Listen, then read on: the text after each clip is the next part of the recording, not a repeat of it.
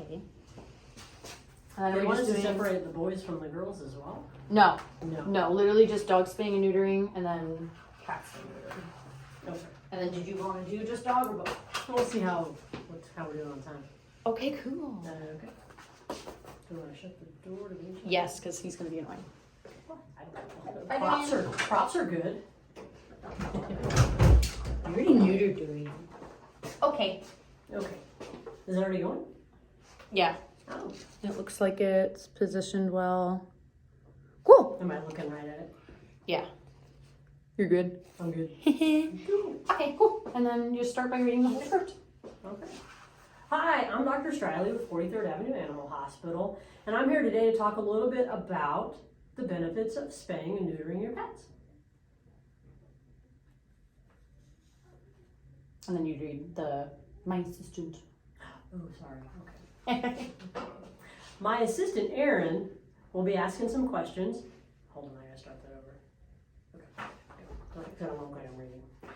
My assistant, Erin, will be asking some questions to help us better understand the benefits of spaying and neutering. Dr. Striley, what is the difference between dog spaying and neutering? Good question, Erin. Spay is typically the word we use to describe. Start that over. Or re-ask it? Yeah. Dr. Striley, what is the difference between dog spaying and neutering? Good question, Erin. Neutering is typically the word we use for male dogs that involves castration, removing of the testicles. And spaying is typically the term we use for doing the similar thing only for the girls, where we actually go inside and remove the ovaries and the uterus. How does dog spaying or neutering impact the health and well-being of my pet? Most pets that are spayed or neutered actually tend to live a much longer life than those that are left intact.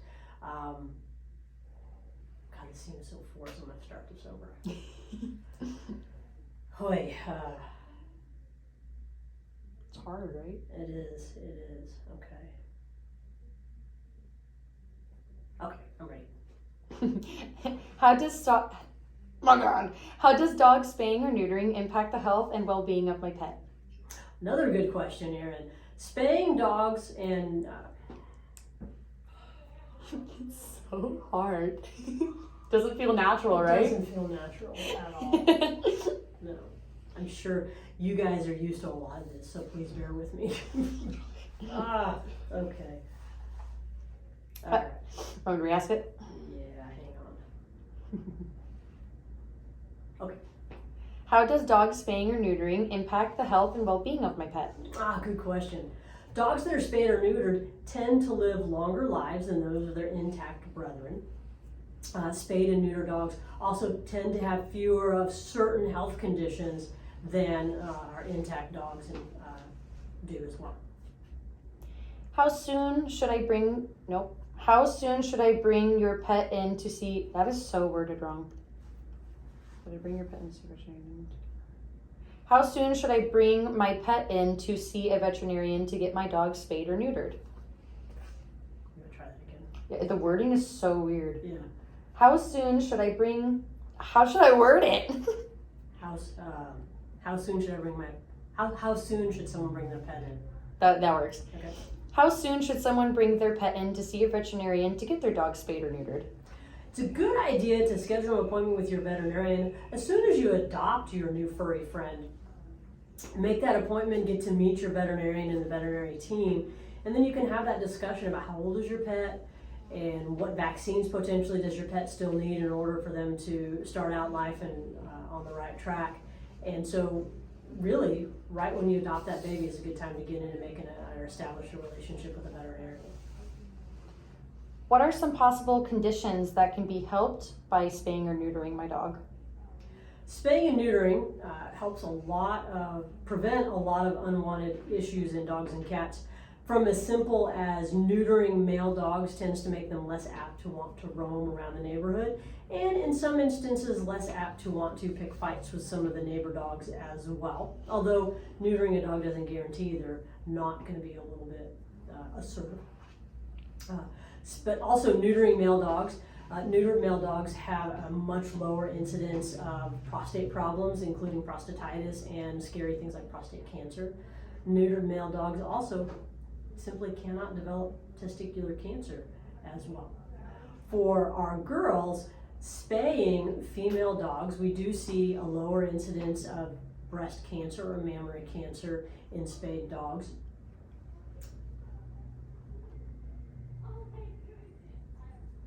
I'm just taking a break here. I'll get my thoughts together. It's like, you have more? I do. The words are hard.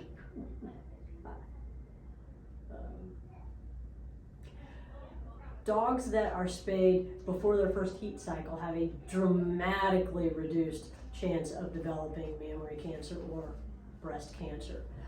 With each subsequent heat cycle that a female dog has, their chances of developing breast cancer tends to increase. Also, spayed dogs no longer have uterus, which means they no longer can develop a life-threatening uterine infection called pyometra. How will spaying or neutering affect my dog in the future? Huh. I mean, essentially you answered that Yeah. in the last one. Yeah. Other than they'll live longer, Yeah. potentially. We can skip that one if you want. Yeah, let's skip that one. What will my veterinarian need to know about my dog before spaying or neutering? Your veterinarian is going to want to know your pet's vaccine history, of course. Again, we want our pets to be up to date on vaccines. Your veterinarian is also going to want to know if there are any known underlying health conditions that your pet might be experiencing. Has your pet been feeling ill in any way? Anything such as coughing or having any appetite challenges or tummy troubles or anything like that. How long will it take for my dog to recover from being spayed or neutered? Not very long. Most dogs are a little bit quiet the day they go home from their surgery. They tend to want to rest, and that's partly from being under anesthesia, of course, and a lot of the medications that are used to help keep your pet comfortable while they're in the hospital. Usually by the next day they're feeling a little bit better, and a lot of times these guys are feeling good enough that they actually want to do more than they should before they're completely healed up from surgery. So we actually have to be careful that we actively restrict our dog's activity level for several days post-operatively so that they don't overdo it and potentially disrupt their incision. What care should I be prepared to provide at home while my dog is recovering from their spay or neuter surgery? Your pet's going to need a nice, comfortable place to rest, and preferably a place that is quiet and out of the way to where other pets in the household are not going to be inclined to bother them for a few days. Or same thing, other family members. Small children get really excited, of course, when their furry friends come back home, and sometimes we need to have extra conversations with our kids that we need to let our friend rest for a few days until they're fully recovered. And then you just read that call to action on the bottom. We're done. If you have any questions regarding getting your pet spayed or neutered, please give us a call. We are happy to answer any questions you may have. Thank you.